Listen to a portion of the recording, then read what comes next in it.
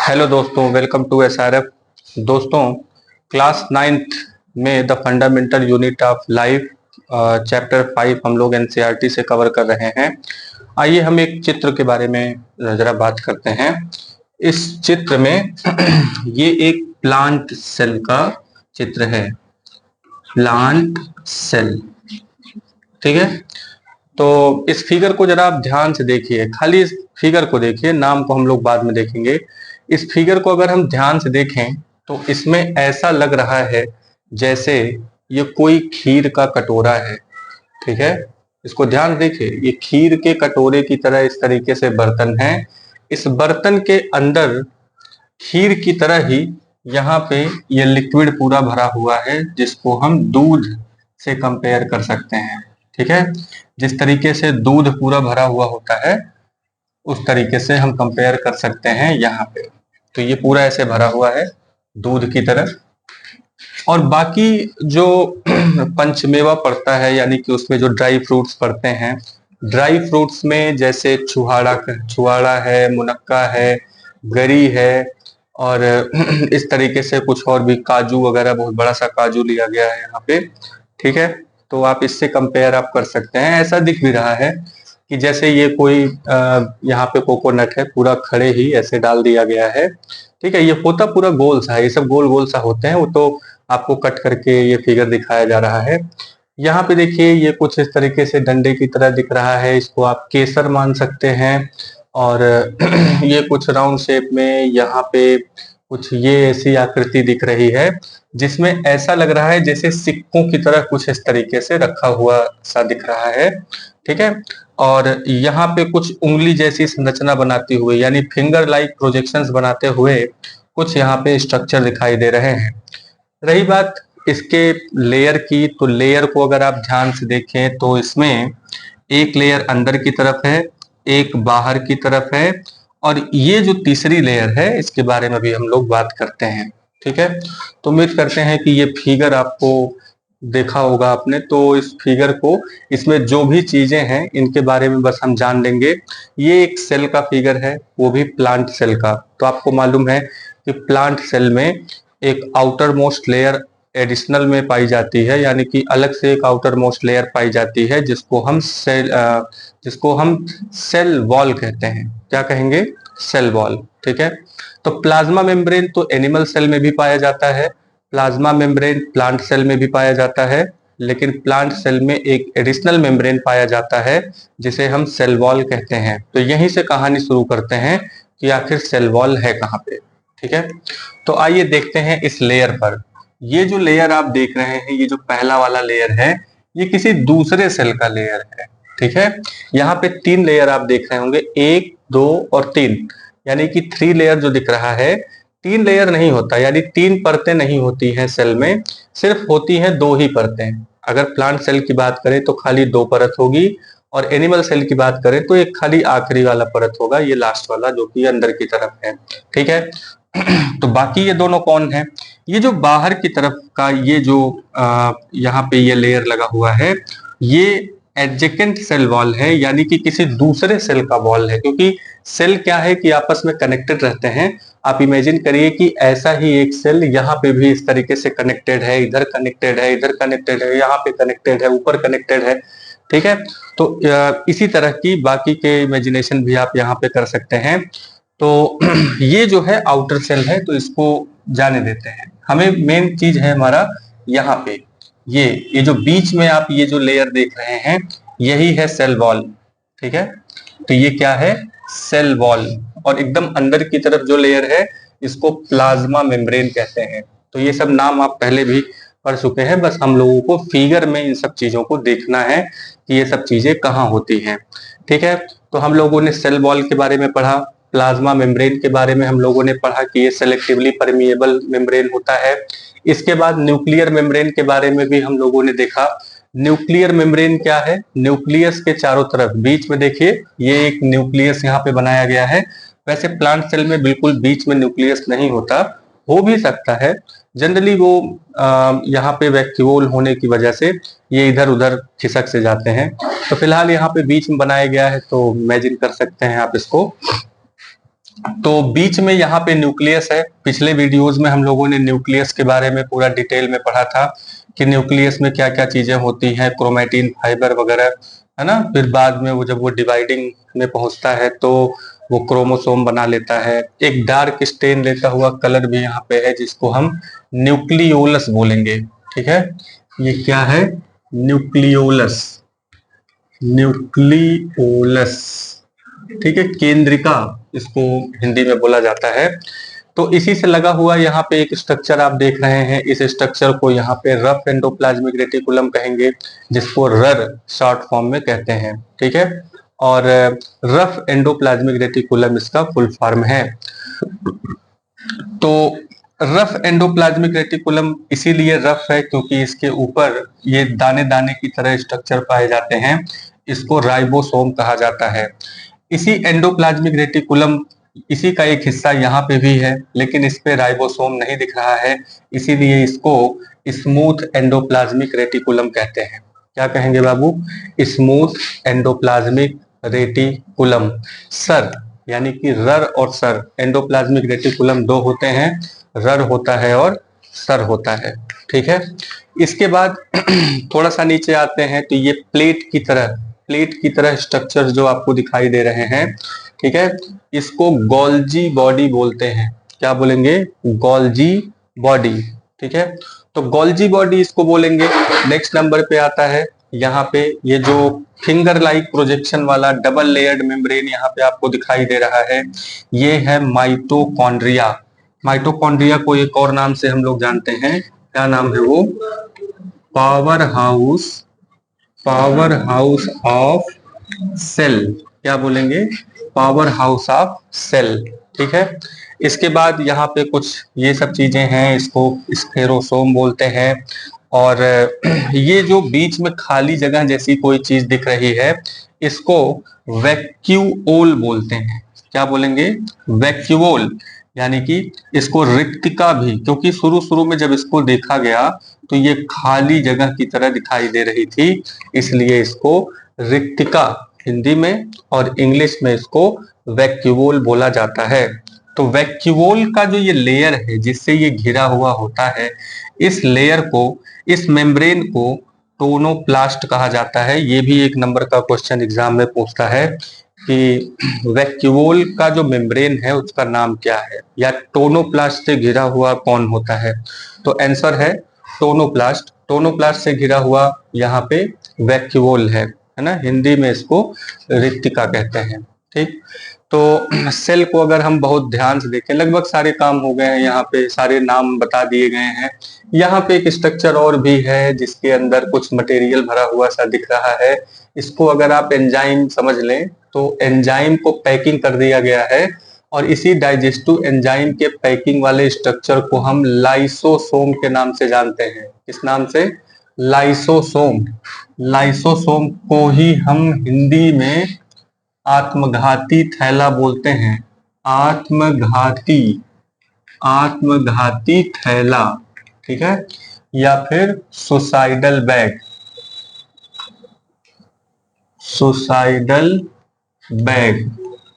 ठीक है, suicidal bag बोलेंगे इसको। तो उम्मीद करते हैं कि ये जो फिगर है प्लांट सेल का, ये आपको समझ में आया होगा। इसी तरह का एनिमल सेल का भी यहाँ पे सेल, ये स्ट्रक्चर होता है, बस इसमें वैक्यूओल थोड़ा छोटा कर देंगे और जो क्लोरोप्लास्ट है उसको गायब कर देंगे। ठीक है, क्लोरोप्लास्ट हटा देते हैं, क्लोरोप्लास्ट उसमें नहीं होता। अच्छा, एक चीज और भी है यहाँ पे, जैसा कि आप देख रहे हैं, ये एक छोटा सा छेद जैसा स्ट्रक्चर दिखाई दे रहा है। देखो, यहाँ पे है, यहाँ पे है, यहाँ पे है। तो इसका क्या मतलब है? ये छोटे से छेद होने का यहाँ पे क्या मतलब है? तो ये जो छोटा सा छेद है, ये अपने बगल वाले सेल से कनेक्टेड होता है। ठीक है, जैसे यहाँ न्यूक्लियस में छोटे छोटे छेद होते हैं, तो न्यूक्लियस जो होता है, यानी न्यूक्लियोप्लाज्म, यानी न्यूक्लियस का जो मटेरियल है वो सेल के मटेरियल से, यानी कि जो प्लाज्मा है बाहर, साइटोप्लाज्म है, उससे कनेक्टेड होता है। ठीक है, इसी तरीके से एक सेल का मटेरियल अपने बगल के दूसरे सेल के मटेरियल से कनेक्टेड होता है। ठीक है, यानी कि सेल्स आपस में कनेक्टेड होते हैं। किसी को कोई प्रॉब्लम होती है तो सब उसको ठीक करने में लग जाते हैं। ठीक है, तो इस छेद को एक नाम दिया गया है, इसका नाम है प्लाज्मोडेस्मेटा।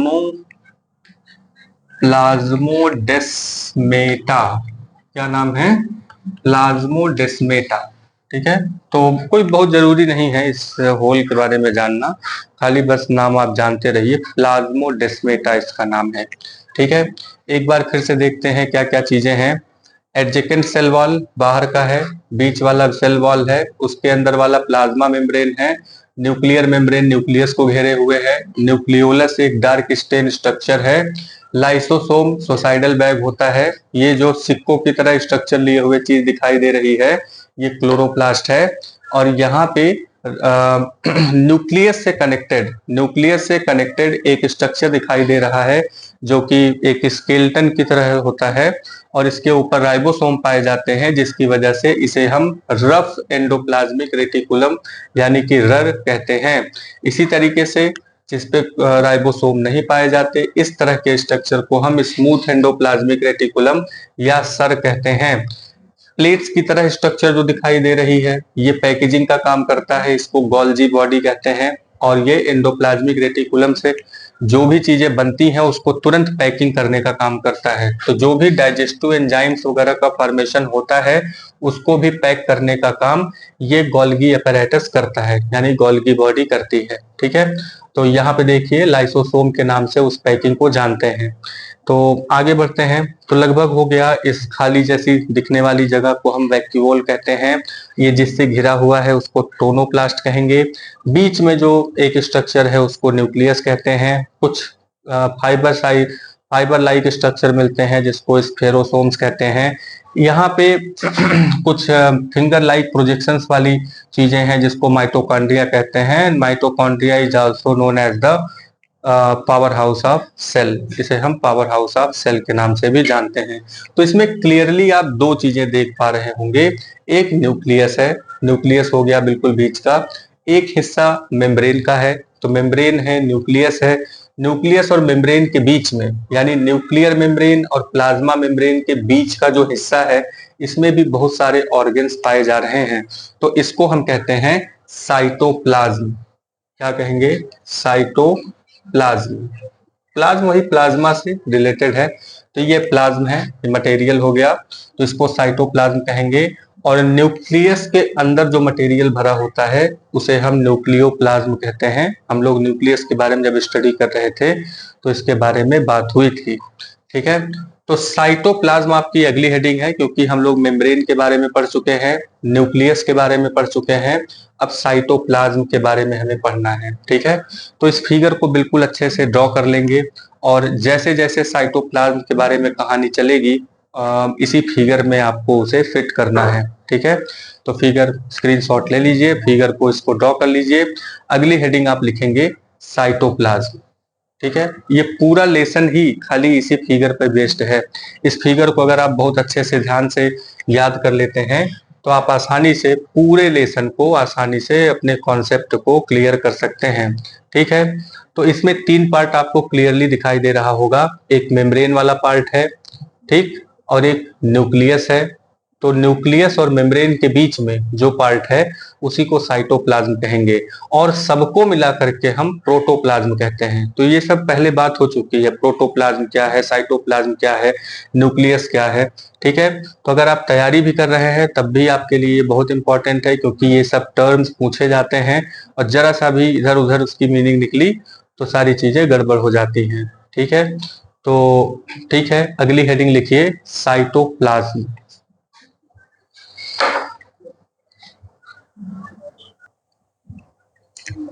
हाँ बाबू, चलिए नेक्स्ट हेडिंग आप राइट करिए साइटोप्लाज्म। ठीक है, पिछला फिगर अभी आपको बनवाया गया था, आप उसको बना लीजिएगा, बुक में भी आपके है। ठीक है, तो उस फिगर को ओपन करेंगे और उस फिगर को देखते रहेंगे। साथ में एक छोटा सा एग्जांपल और भी है यहाँ पे सेल का, ठीक है, तो हम लोग साइटोप्लाज्म यानी कि कोशिका द्रव के बारे में पढ़ने जा रहे हैं। साइटोप्लाज्म कहाँ से कहाँ तक होता है इसके बारे में भी पीछे भी हमने हिंट दिया था। इस फिगर में आप अगर ध्यान से देखें तो ये न्यूक्लियस है। न्यूक्लियस के सबसे बाहर यहाँ पे न्यूक्लियर मेम्ब्रेन है, यानी कि न्यूक्लियस का मेम्ब्रेन। ठीक है, न्यूक्लियस जिससे घिरा हुआ है। ठीक, और ये है प्लाज्मा मेम्ब्रेन। क्या है ये? Plasma, plasma membrane.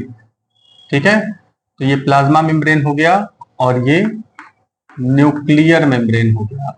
Nuclear membrane, तो प्लाज्मा मेम्ब्रेन और न्यूक्लियर मेम्ब्रेन के बीच में ये जो एरिया आपको दिखाई दे रहा है यही है साइटोप्लाज्म। ठीक है, कोशिका द्रव यही है साइटोप्लाज्म।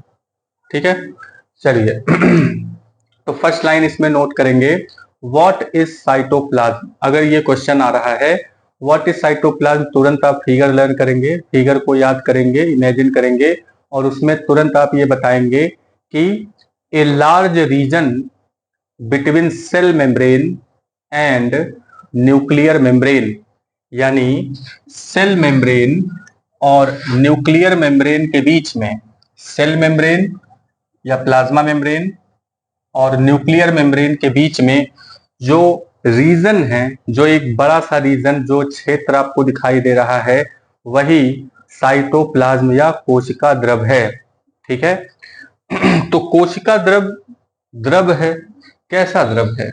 तो ये एक फ्लूइड है, लिक्विड है, जेली लाइक लिक्विड होता है। देखिए कोशिका द्रव जब बोला जाएगा तो आप इमेजिन करेंगे जैसे ग्लू, जो गम होता है, ठीक है, उसको हाथ में लेकर के उसको इस तरीके से जब आप इधर उधर रगड़ेंगे इसको तो चिपचिपाहट जो महसूस होगी वही समझ लीजिए। जितनी बार कोशिका द्रव या फिर साइटोप्लाज्म बोला जाएगा वो चिपचिपाहट आप महसूस करिए। ठीक है, क्योंकि साइंस जो है वो महसूस करने की चीज है। ठीक है तो अगर आप उसको महसूस करते हैं हर एक शब्द को तो आपको एक अच्छा खासा तब उसको ठीक से आपको समझ में आएगा। तो साइटोप्लाज्म क्या है, पहले तो हम ये बताएंगे कि ये कहाँ होता है। तो साइटोप्लाज्म प्लाज्मा मेम्ब्रेन या फिर सेल मेम्ब्रेन, सेल मेम्ब्रेन और न्यूक्लियर मेम्ब्रेन के बीच की जगह है। ठीक है, जगह में होता है। दूसरा, ये फ्लूइड कंटेंट है inside the cell membrane, cell membrane के बीच में, सेल मेम्ब्रेन के अंदर ये जो रीजन है यहाँ पे जो फ्लूइड भरा हुआ है, फ्लूइड कंटेंट, यही साइटोप्लाज्म है। ठीक है, तो साइटोप्लाज्म में होता क्या है? अगर ये सवाल पूछा जाए कि साइटोप्लाज्म में आखिर है क्या, तो साइटोप्लाज्म में सेल ऑर्गेनेल्स होते हैं। साइटोप्लाज्म में क्या होगा? Cell organelles. इसके पहले के फिगर में आपने माइटोकॉन्ड्रिया और इस तरीके से यहाँ पे क्लोरोप्लास्ट के बारे में, उसके बाद फिर यहाँ पे वैक्यूल्स हो गया, फिर एंडोप्लाज्मिक रेटिकुलम हो गया, कुछ ऐसा कुछ फिगर वहां पे आपने देखा था। ठीक है, तो वही है सेल ऑर्गेनेल्स। तो क्योंकि अब उसे हम ऑर्गेन नहीं कह सकते इसीलिए इसको ऑर्गेनेल्स कहा जाता है। ठीक है, तो कंटेन मेनी, कंटेन मतलब रखता है, तो जो साइटोप्लाज्म है, साइटोप्लाज्म में बहुत सारे स्पेशलाइज्ड सेल ऑर्गेनेल्स होते हैं। ठीक है, अब सेल ऑर्गेनेल करते क्या है? तो ये क्योंकि स्पेशलाइज्ड सेल ऑर्गेन होते हैं तो each cell organelles perform specific function, यानी जितने भी सेल ऑर्गेनेल होते हैं वो एक खास, स्पेसिफिक का मतलब खास, एक बहुत ही खास फंक्शन, फंक्शन का मतलब होता है क्रिया या काम, तो बहुत ही खास काम करते हैं। यानी सेल ऑर्गेनेल जो होते हैं वो बहुत ही खास काम करते हैं। जैसे माइटोकॉन्ड्रिया का काम क्या है? उसको हम पावर हाउस ऑफ सेल बोलते हैं। तो पावर हाउस ऑफ सेल जो है वो एनर्जी प्रोडक्शन का काम करता है। तो ये एक बहुत खास काम है। एनर्जी प्रोडक्शन ही नहीं होगा तो सेल पूरा, सेल के बाकी के ऑर्गेनल ठीक से काम ही नहीं कर पाएंगे। ठीक है, इसके बाद क्लोरोप्लास्ट की अगर हम बात करें तो क्लोरोप्लास्ट जो होता है वो क्या काम करता है? फोटोसिंथेसिस के थ्रू फूड का फॉर्मेशन करता है, तो उसका अपना एक खास काम है। एंडोप्लाज्मिक रेटिकुलम का अपना एक अलग खास काम है। ठीक है, तो जितने भी सेल ऑर्गेनेल होते हैं उन सब का अपना एक खास काम होता है। तो अब सेल ऑर्गेनेल के बारे में अगर हम बात करें, जैसे माइटोकॉन्ड्रिया को ही ले लें, तो आप फिगर में देखते रहिए। माइटोकॉन्ड्रिया को अगर आप ध्यान से देखेंगे तो माइटोकॉन्ड्रिया में दो लेयर है, यानी कि उसके ऊपर एक मेम्ब्रेन चढ़ी हुई है, एक परत चढ़ी हुई है। तो सेल ऑर्गेनेल्स होते क्या हैं? तो cell organelles enclosed by membranes, cell organelle membrane से एनक्लोज्ड होते हैं, यानी मेम्ब्रेन उनके चारों तरफ पाई जाती है, मेम्ब्रेन से ये घिरे हुए होते हैं। या फिर हम यूं कहें कि व्हाट इज सेल ऑर्गेनेल, तो आप यहाँ पे बोलेंगे membrane enclosed organelles are called cell organelles. Membrane enclosed organelles, ठीक है, जो मेम्ब्रेन से घिरे हुए ऑर्गेनेल है उन्हीं को हम सेल ऑर्गेनेल कहते हैं। ठीक है, नेक्स्ट नंबर पे, अब ये मेम्ब्रेन क्यों इतना इंपॉर्टेंट है? अगर ये क्वेश्चन उठ रहा है कि मेम्ब्रेन आखिर क्यों इंपॉर्टेंट है इतना, मेम्ब्रेन से क्या लेना जरा भाई, ये सब चीजें वैसे भी तो पड़ी रह सकती हैं। तो मेम्ब्रेन से घिरा हुआ एक स्पेशल ऑर्गन है, तो मेम्ब्रेन से अगर न घिरा हो तो क्या होगा? आप प्रोकैरियोट में देख लीजिए, प्रोकैरियोट में जो न्यूक्लिक एसिड है वो वैसे ही सेल में बिखरा हुआ रहता है, इसके पहले के वीडियो में हमने देखा था। ठीक है, तो वैसे ही बिखरा हुआ रहता है, उसके चारों तरफ मेम्ब्रेन नहीं होता, यानी कि वहां पे न्यूक्लियस नहीं होता, न्यूक्लियस नहीं होता तो बाकी की चीजें भी नहीं होती हैं। ठीक है, तो मेम्ब्रेन का बड़ा ही इंपॉर्टेंट रोल है यहाँ पे। मेम्ब्रेन होगा तो उसके अंदर साइटोप्लाज्म होगा, साइटोप्लाज्म होगा तो उसमें लिविंगनेस आती है। ठीक है, एक एग्जाम्पल के तौर पे देखते हैं कि what is the significance of membrane. ये एक अगला क्वेश्चन है, ये अगर आपसे पूछ लिया गया कि मेम्ब्रेन का आखिर इतना इंपॉर्टेंस क्यों है। एक क्रिटिकल केस आप ले लीजिए, एक स्पेशल केस ले लीजिए वायरस का। तो वायरस आप जानते हैं कि वायरस ये सिर्फ न्यूक्लिक एसिड के पार्टिकल्स होते हैं, इनके चारों तरफ, ठीक है, इनके चारों तरफ मेम्ब्रेन नहीं पाया जाता। तो जब मेम्ब्रेन नहीं होता है, ये सिर्फ न्यूक्लिक पार्टिकल्स होते हैं, तो होता क्या है? Virus lacks any membrane. Virus क्या होते हैं? वायरस में मेम्ब्रेन नहीं पाया जाता, and hence do not show characteristics of life, यानी कि जब इसमें मेम्ब्रेन होता ही नहीं है तो इनमें जीवन की कोई भी, जीवन के कोई भी लक्षण यानी कोई भी कैरेक्टरिस्टिक्स दिखाई नहीं देते हैं। ठीक है, तो वायरस जिंदा कब होते हैं? जब तक ये होस्ट के बाहर हैं, यानी जब तक ये लिविंग बॉडी के बाहर है तब तक ये कोई भी लिविंगनेस नहीं शो करेंगे। लेकिन जैसे ही ये लिविंग बॉडी में इंटर करते हैं and use its cell machinery to multiply itself, यानी कि जो वायरस है, virus lacks any membrane and hence do not show characteristics of life until they enter in a living body. जब तक ये लिविंग बॉडी में इंटर ना करें, जब तक ये लिविंग बॉडी में इंटर नहीं करते हैं और उसके, यानी जो लिविंग बॉडी है, जो लिविंग सेल है, उसकी मशीनरी को अपने लिए मल्टीप्लाई करवाने के लिए जब तक ये यूज नहीं करने लगते हैं तब तक ये डेड होते हैं। यानी कि वायरस लिविंग बॉडी के बाहर डेड होते हैं, वायरस जैसे ही लिविंग बॉडी में इंटर करते हैं वो जिंदा हो जाते हैं। इसीलिए वायरस को कनेक्टिंग लिंक बिटवीन लिविंगनेस एंड लिविंगलेसनेस, यानी कि निर्जीव और सजीव, यानी जो जिंदा चीजें हैं और जो निर्जीव हैं उनके बीच का लिंक कहा जाता है इनको। यानी कि वायरस एक लिंक है लिविंग और नॉन लिविंग के बीच का। ठीक है, तो इसके बाद उम्मीद करते हैं कि आपको समझ में आया होगा कि साइटोप्लाज्म क्या है। साइटोप्लाज्म में बस इतना याद रखेंगे कि न्यूक्लियर मेम्ब्रेन और सेल मेम्ब्रेन या प्लाज्मा मेम्ब्रेन के बीच का हिस्सा जो है वो साइटोप्लाज्म है। इसमें डिफरेंट टाइप के सेल ऑर्गेनल्स होते हैं। Cell organelle specific function perform करते हैं। सेल ऑर्गेनल क्या है? तो cell organelle membrane bound structures होते हैं।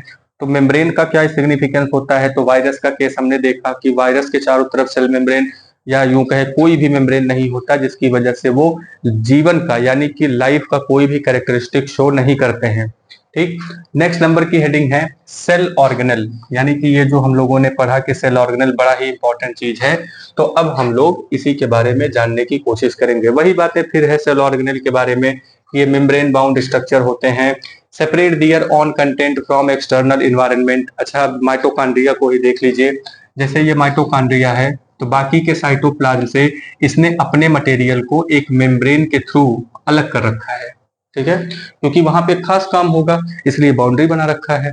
इसी तरीके से क्लोरोप्लास्ट की अगर हम बात करें तो क्लोरोप्लास्ट के चारों तरफ भी एक बाउंड्री है, क्योंकि उसमें एक खास फंक्शन होता है, इसीलिए उसमें एक तरीके की अलग से बाउंड्री पाई जाती है। ठीक है, तो इनका काम ही यही है कि आउटर जो इन्वायरमेंट है उससे इन्होंने अपने कंटेंट को घेर रखा है। ठीक है, तो ये सेल ऑर्गेनेल करते क्या है? अरे भाई सारा काम यही करते हैं। सेल जो होता है, सेल में जितने भी केमिकल एक्टिविटीज परफॉर्म होते हैं वो सारा काम कौन करता है? जैसे एक फैक्ट्री है मान लीजिए, तो फैक्ट्री में ढेर सारे चैम्बर बने होते हैं, ढेर सारे कमरे होते हैं, ढेर सारी मशीनें होती हैं, ढेर सारे लोग काम करते हैं। तो सारे लोग अपना अपना काम करते हैं अलग से। ठीक है, अब मान लीजिए कि वो लोग अगर काम करना बंद कर दें तो क्या वो फैक्ट्री चल पाएगी? नहीं चल पाएगी। ठीक है, सिर्फ वहां पे बॉस लोग जो हैं, खाली वो आकर के, जैसे मैनेजर हैं, सुपरवाइजर हैं, खाली वही लोग टहलते रहे पूरी फैक्ट्री में, तो क्या कोई काम हो पाएगा? नहीं हो पाएगा। अगर वहां के जो वर्कर्स हैं, वहां की जो मशीनें हैं, अगर ठीक से काम ना करें तो फैक्ट्री का काम पूरी तरीके से बंद हो जाएगा। ठीक उसी तरीके से सेल भी एक फैक्ट्री की तरह ही होता है। इसमें एक हेड डिपार्टमेंट है जिसको हम न्यूक्लियस बोलते हैं, और उसके चारों तरफ बाकी के चैम्बर्स लगे हुए हैं, और वहां पे ढेर सारा काम होता है। हर एक चैम्बर में, हर एक कमरे में अपना अलग अलग काम होता है। सारे काम को मिला करके सेल की एक्टिविटी बोलते हैं। सेल उसी तरीके से बिहेव करता है। ठीक है, तो cell perform a lot of chemical activities. Cell यहाँ पे ढेर सारी एक्टिविटीज परफॉर्म करता है to support their complicated structure and function. यानी कि अपने कॉम्प्लिकेटेड स्ट्रक्चर एंड फंक्शन को, यानी कि सेल जो इतना कॉम्प्लिकेट होता है, जो इतना पेचीदा काम वो करता है, तो उसको कंप्लीट वो किसके द्वारा करता है? तो जवाब है सेल ऑर्गेनेल के थ्रू करता है। ठीक है, तो some cell organelle are visible only with an electron microscope. जो सेल होते हैं वो सिर्फ इलेक्ट्रॉन, बहुत सारे सेल ऑर्गेनेल ऐसे हैं जो दिख सकते हैं, जैसे स्टेनिंग आप करेंगे तो क्लोरोप्लास्ट वगैरह दिखाई दे जाता है, लेकिन और भी बहुत सारे जो सेल ऑर्गेनेल हैं वो बिना इलेक्ट्रॉन माइक्रोस्कोप के नहीं देखे जा सकते। ठीक है, तो एग्जाम्पल के तौर पे अगर हम बात करें कि सबसे इंपॉर्टेंट सेल ऑर्गेनेल कौन कौन है, तो एक यहाँ पे है जो कि बहुत इंपॉर्टेंट है, वो है एंडोप्लाज्मिक रेटिकुलम, जिसको हम ER के नाम से भी जानते हैं। ये दो प्रकार का होता है, इसके बारे में बात हुई थी, आगे भी बातें होंगी इसके बारे में। एंडोप्लाज्मिक रेटिकुलम जो है वो दो प्रकार का है, एक रफ वाला और एक स्मूथ वाला। ठीक है, इसके बारे में डिटेल में बात होगी। Endoplasmic reticulum Golgi apparatus. ठीक है, तो चित्र में गोल्गी बॉडी आप देख लीजिए, तो गोल्गी बॉडी ही गोल्गी अपैरेटस है, पूरा मिला करके गोल्गी अपैरेटस कहा जाता है। ठीक है, सुसाइडल बैग के बारे में भी बात किया गया, आत्मघाती थैलों के बारे में, जिसे लाइसोसोम के नाम से जाना जाता है, और हमने ये भी हिंट दिया कि ये कैसे बनते हैं। नेक्स्ट नंबर पे है माइटोकॉन्ड्रिया। ठीक है, अब ये माइटोकॉन्ड्रिया, इसको पावर हाउस ऑफ सेल बोलते हैं। तो पावर हाउस ऑफ सेल जो होता है ये बहुत ही इंपॉर्टेंट रोल प्ले करता है। ठीक है, ऑक्सीडेशन वगैरह फूड का यहीं पे होता है, ATP फॉर्मेशन यहीं पे होता है। ठीक है, और धीरे धीरे करके जितने भी एनर्जी जहां भी जरूरत होती है वो ATP के फॉर्म में माइटोकॉन्ड्रिया से ही जाता है। ठीक है, तो पावर हाउस ऑफ सेल के बारे में भी बात करेंगे। नेक्स्ट नंबर पे है प्लास्टिड। क्या है? प्लास्टिड। तो प्लास्टिड जो होते हैं, प्लास्टिड तीन तरह के होते हैं। ठीक है, एक होता है क्रोमोप्लास्ट, एक होता है ल्यूकोप्लास्ट, और एक होता है क्लोरोप्लास्ट। तो क्लोरोप्लास्ट का फिगर हम लोगों ने देखा। ल्यूकोप्लास्ट और क्रोमोप्लास्ट के बारे में हम लोग इसके आगे डिटेल में जब प्लास्टिड के बारे में पढ़ेंगे तो बात होगी।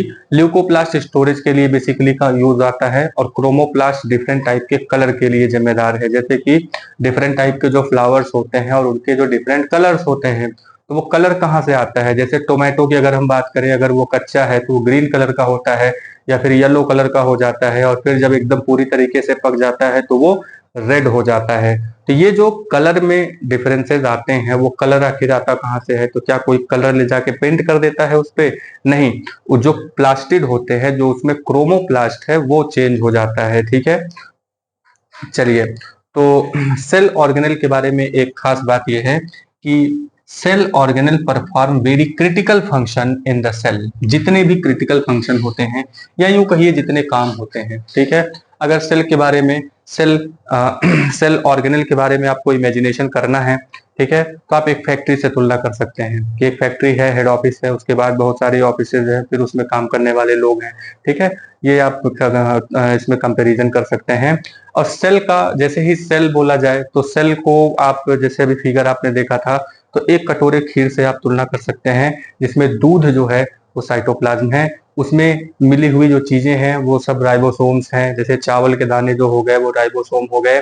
बाकी के जो ड्राई फ्रूट्स हैं वो वही उसी में से कोई न्यूक्लियस है, कोई माइटोकॉन्ड्रिया है, कोई क्लोरोप्लास्ट है। ठीक है, कोई गोल्गी बॉडी मान लीजिए, कोई स्फेरोसोम मान लीजिए। ठीक है, ये इस तरीके से आप कंपैरिजन कर सकते हैं। तो नेक्स्ट हेडिंग हम लोग अगले वीडियो में हम लोग पढ़ेंगे सेल ऑर्गेनेल के बारे में। इंट्रोडक्शन देखिए बाबू हो चुका है। अब हम लोग एंडोप्लाज्मिक रेटिकुलम से लेकर के ये जितनी भी चीजें हैं इतना पढ़ा जाएगा एक एक के बारे में। ठीक है, क्योंकि ये लेसन बहुत इंपॉर्टेंट है, इसलिए छोटा छोटा वीडियो बना करके धीरे धीरे आपको बताया जा रहा है। कोशिश ये की जा रही है कि आप सारे टर्म्स को ठीक से समझ सकें। ठीक है, तो आप लाइक करिए, सब्सक्राइब करिए, लोगों से शेयर करिए, ज्यादा से ज्यादा लोगों से। ठीक है, और वीडियो को पूरा देखा करिए बिना भगाए हुए, तो तभी आपको कॉन्सेप्ट धीरे धीरे समझ में आएगा। पूरा वीडियो देखेंगे, पूरा लेसन आपको ठीक से समझ में आ जाएगा। ठीक है, तब तक के लिए थैंक यू।